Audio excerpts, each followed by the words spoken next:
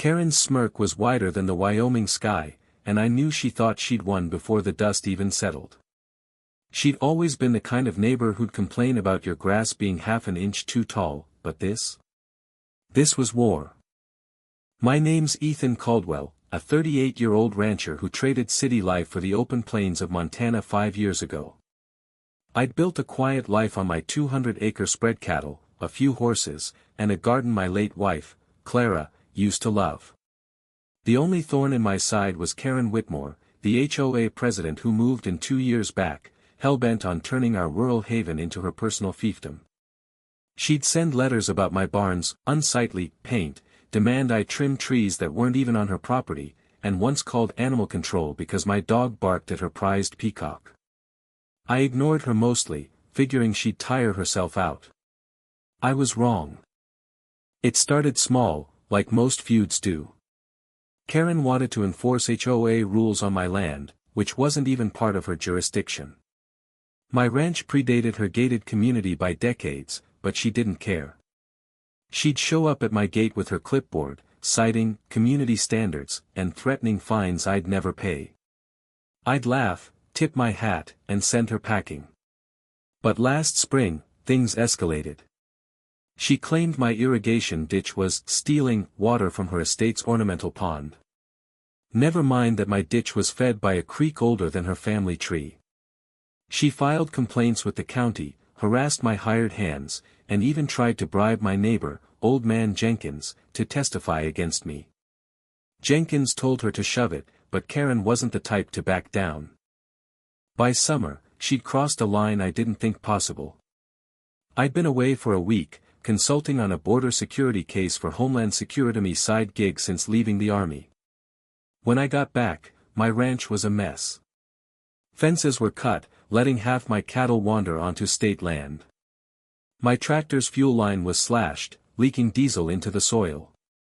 And worst of all, Clara's garden, her roses, her lilacs, was uprooted, replaced with a pile of gravel and a note in Karen's perfect cursive, for community beautification. I saw red. I marched to her McMansion, ready to give her a piece of my mind, but she just stood on her porch, sipping iced tea, and said, "Prove it was me, Ethan." Good luck. I could have let it go. I could have rebuilt, replanted, and moved on. But Karen didn't stop. She started spreading rumors in town, saying I was running an illegal operation on my ranch, drugs, guns, you name it. People started looking at me sideways at the feed store. Then came the anonymous tips to the sheriff's office, claiming I was a threat to the community. The sheriff, an old friend, laughed it off, but I could tell he was getting tired of the calls. Karen was playing a long game, and I was her target. The breaking point came on a blistering August afternoon. I was fixing a fence when 2 men in cheap police uniforms rolled up in an unmarked SUV. They flashed badges that looked like they came from a costume shop and told me I was under arrest for trespassing on my own damn land. I smelled Karen's handiwork before they even opened their mouths. "You've got the wrong guy," I said, keeping my hands visible. "This is my property." The taller one, a guy with a mustache that screamed, "Rent a cop," smirked and said, "Tell it to the judge, pal." They grabbed my arms, rougher than necessary, and I caught a glimpse of Karen watching from her car across the road, her sunglasses glinting like a vulture's eyes. I didn't resist, not yet. I'd seen enough in my Homeland Security work to know these weren't real cops. Their badges were flimsy, their holsters empty, and they didn't read me my rights. But I played along, letting them cuff me while my mind raced. Karen had gone too far, hiring goons to intimidate me, thinking I'd fold. She didn't know who she was dealing with. I wasn't just a rancher, I had access to databases, contacts, and a network that could trace a lie faster than she could spin one. As they marched me toward their SUV, I glanced at the horizon, where my ranch hand, Miguel, was already dialing the real sheriff. Karen's smirk was about to cost her everything. The fake cops shoved me into the back of their vehicle, but I wasn't worried. I'd spent years analyzing threats, tracking cartel movements, and dismantling scams. This was child's play. I leaned back, memorizing their faces, their sloppy tactics, the way the driver kept glancing nervously at his partner. They thought they were in control, but they were pawns in Karen's game and she was about to lose the board. I asked, casual as could be, "Who hired you boys?" "Lady with a clipboard and a vendetta."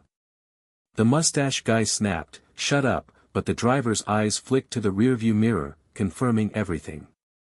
Back at the ranch, things were unraveling fast.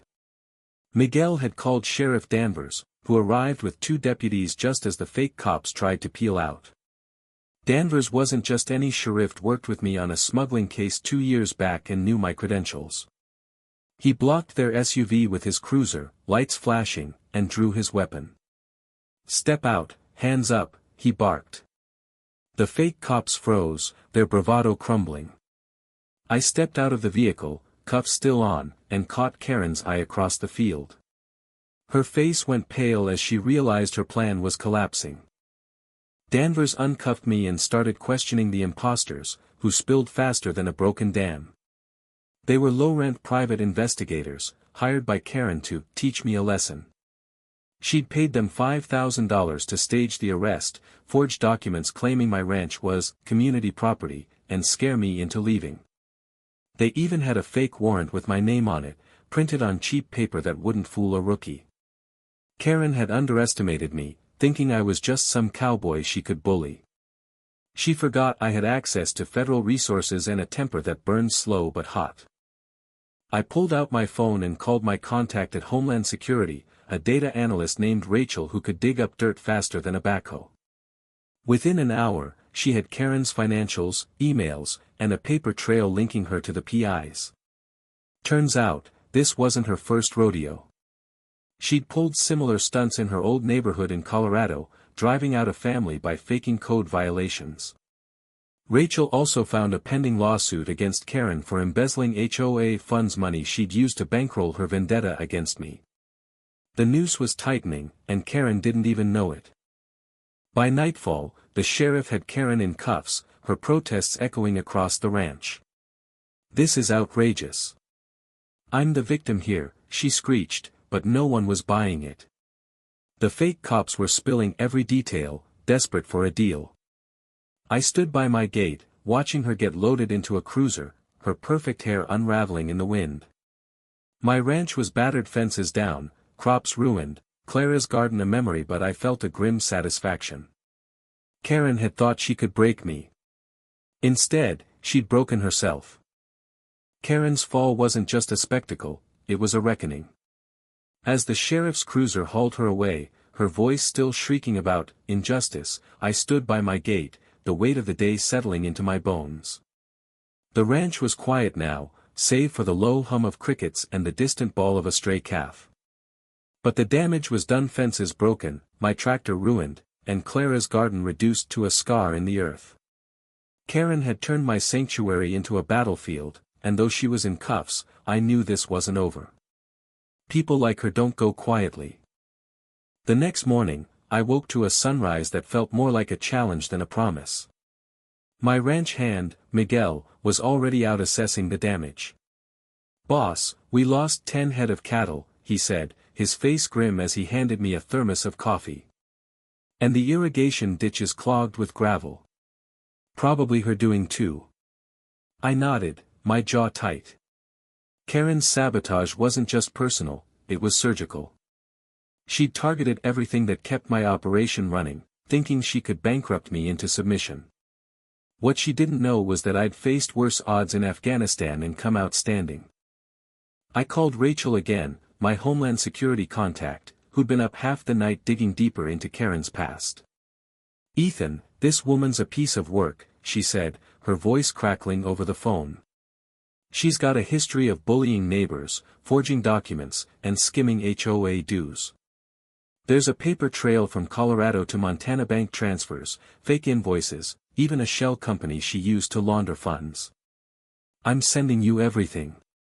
By noon, my inbox was flooded with evidence, emails where Karen bragged about teaching troublemakers a lesson, bank records showing payments to the fake cops, and a complaint from a former neighbor who'd fled after Karen framed them for tax evasion.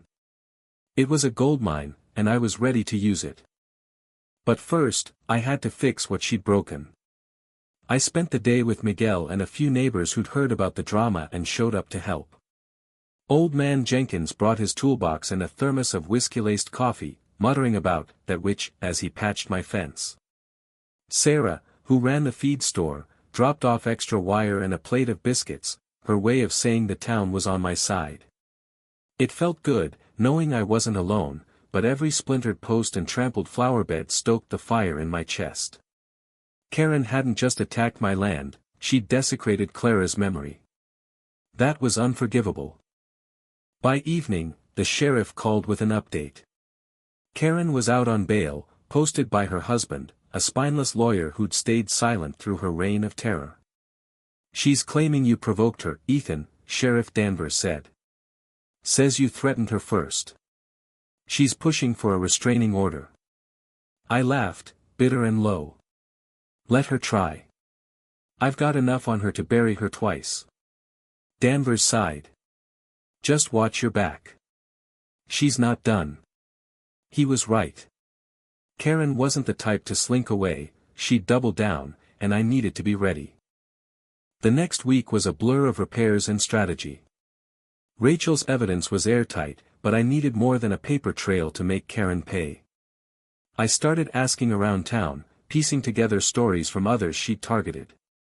There was Tom, the mechanic, who'd lost a contract because Karen spread lies about his work.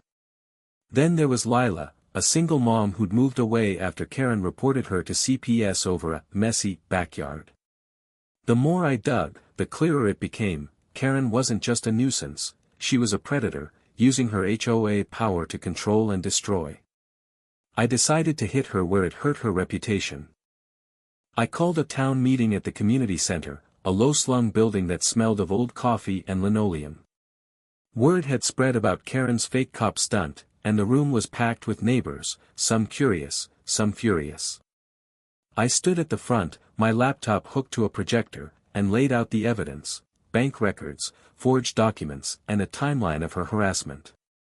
Gasps rippled through the crowd when I showed the fake warrant she'd paid for. Jenkins stood up, his voice shaking. "She tried to bribe me to lie about Ethan's water rights. Said she'd make it worth my while." Lila spoke next, tears in her eyes, recounting how Karen's lies nearly cost her her kids. By the time I finished, the room was buzzing with anger. But Karen wasn't there to face the music. She'd sent her husband, Greg, who sat in the back, pale and fidgeting. When I called him out, asking if he'd known about the fake cops, he stammered, too didn't know the details. The crowd wasn't buying it. Someone yelled, "Your wife's a menace," and others joined in, demanding accountability. Greg slunk out before the meeting ended, but the damage was done. Karen's grip on the HOA was slipping, and I wasn't stopping there. The next day, I filed a formal complaint with the state attorney general, attaching Rachel's evidence and statements from neighbors. I also tipped off a reporter from the local paper, who was thrilled to sink her teeth into a story about HOA corruption. By the weekend, Karen's face was on the front page, under the headline, "HOA Tyrant Caught in Fraud Scandal." The article detailed her schemes, from embezzlement to hiring fake cops, and quoted me saying, "She thought she could bully me off my land. She forgot who I am." Social media exploded, with Karen the Tyrant trending locally. Her perfect facade was crumbling, and I could almost hear her screaming from her McMansion. But Karen wasn't out of moves. On Monday, I woke to find my mailbox stuffed with a cease and desist letter from her lawyer, accusing me of defamation. She'd also filed a countersuit, claiming I'd harassed her by exposing her crimes. It was a desperate play, but it lit a new fire under me.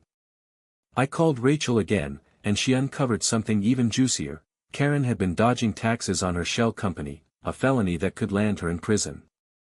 I forwarded it to the Attorney General, who confirmed they were building a case. The noose was tightening, but I wanted to face her one last time. I drove to her estate, the evidence in a folder under my arm. She answered the door in a silk robe, her face a mask of rage and fear. "You think you've won?" she spat. I'll sue you into the ground. I held up the folder, calm as stone. You hired fake cops, Karen. You destroyed my property. And now I know about your tax evasion. You're done. Her eyes widened, but she doubled down, screaming about her rights until I turned to leave.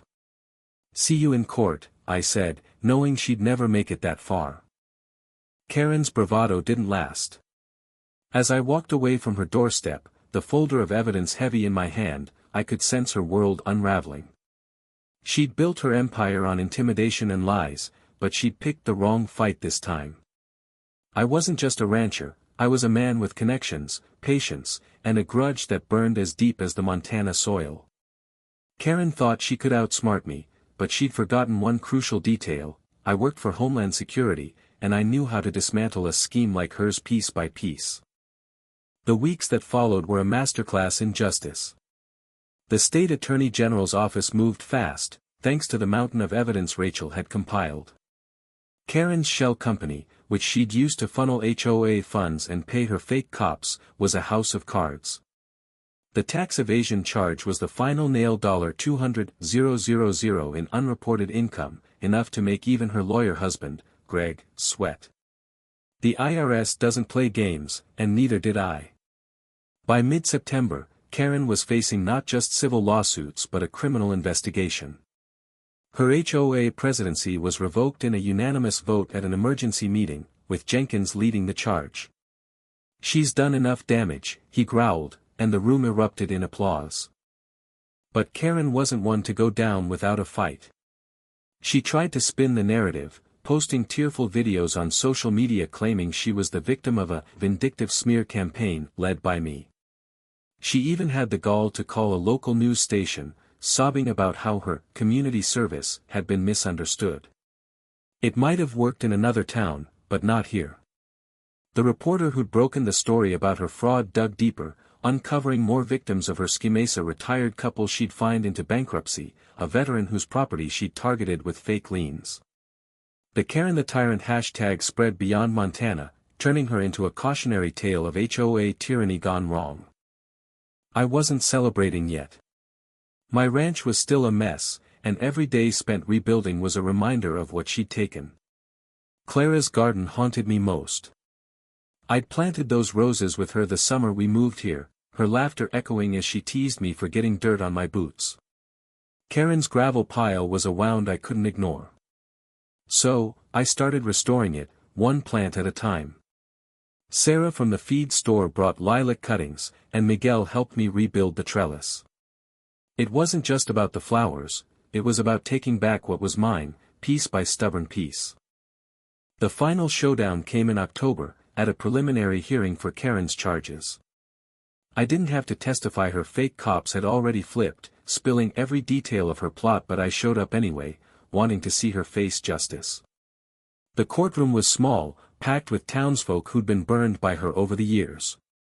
Karen sat at the defendant's table, her designer suit replaced by a rumpled blouse, her hair no longer perfect. Greg was nowhere to be seen. Word was he'd moved out, unable to handle the fallout. When the judge read the charges: fraud, embezzlement, tax evasion, and conspiracy, Karen's face crumpled.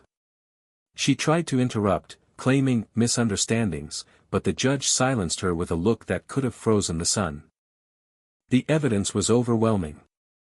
The fake cops testified that Karen had micromanaged every detail, from the forged warrant to the exact words they should say to scare me. Rachel's financial records showed the money trail, and the neighbors' testimonies painted a picture of a woman who'd weaponized her power for years. When Lila took the stand, recounting how Karen's false CPS report had nearly cost her children, there wasn't a dry eye in the room. I sat in the back, arms crossed, feeling a mix of satisfaction and exhaustion. This wasn't just my fight anymore, it was the town's. The judge didn't hold back. Karen was denied bail this time, deemed a flight risk after Rachel uncovered an offshore account she tried to hide. As the bailiff led her away, she turned and locked eyes with me. For a moment, I saw the old Karen, defiant, unrepentant. But then her gaze faltered, and she looked away, shoulders slumping. It wasn't the victory I'd imagined, there was no joy in watching someone's life collapse, even someone like her. But there was justice, and that was enough.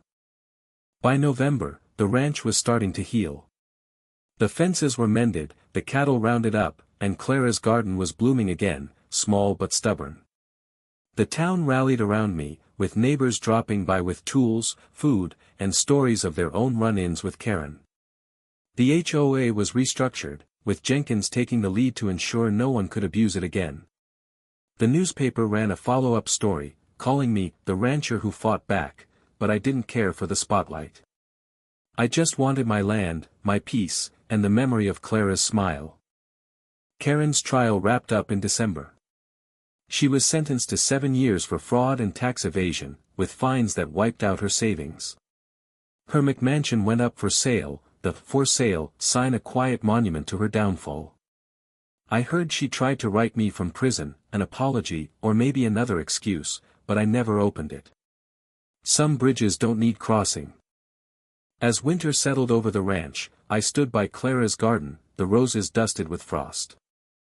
I thought about Karen, about how her need for control had destroyed her. She'd seen my ranch as a threat to her perfect world, but all she'd done was expose her own flaws.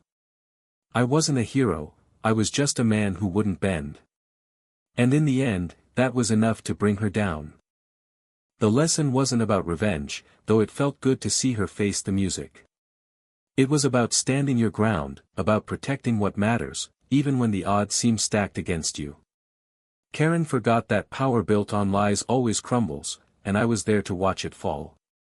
As I turned back to the house, the wind carrying the scent of roses, I felt Clara's presence, steady and warm. The ranch was mine again, and no one, not Karen, not anyone, would take it away.